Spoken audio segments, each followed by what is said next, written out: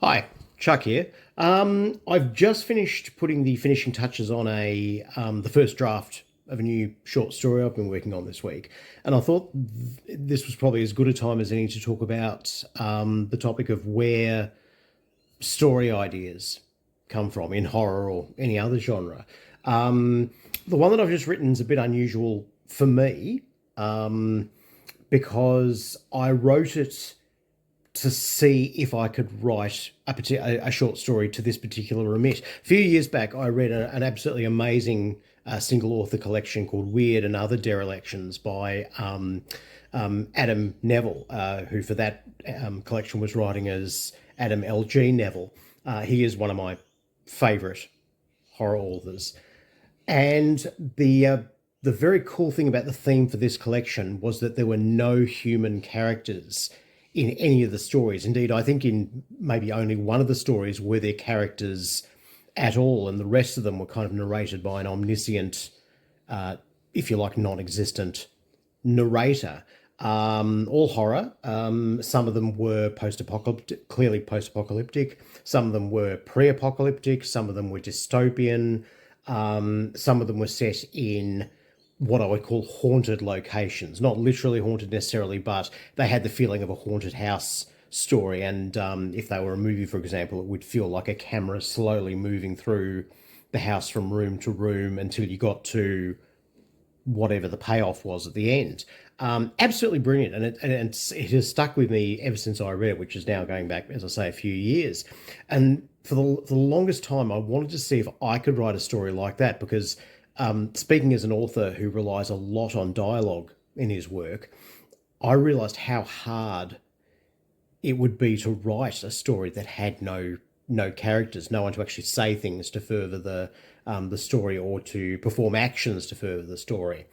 And about a week and a half ago, suddenly an idea just popped into my head that I thought suited that premise of no characters rather perfectly.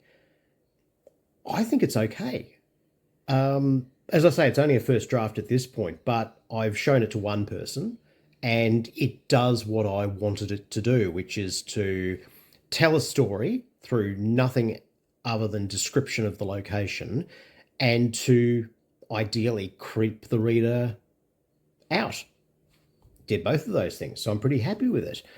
Which brings me on to where story ideas come from for myself and other authors. And of course, there are, so many authors out there, and therefore innumerable sources of inspiration for stories.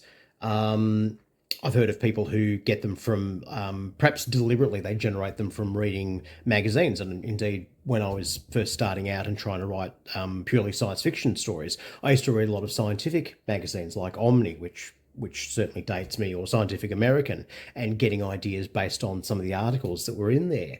Nowadays, a lot of my stories, as I've mentioned in previous TikToks, are based on personal trauma and me, I guess, weaving that into a fictional narrative.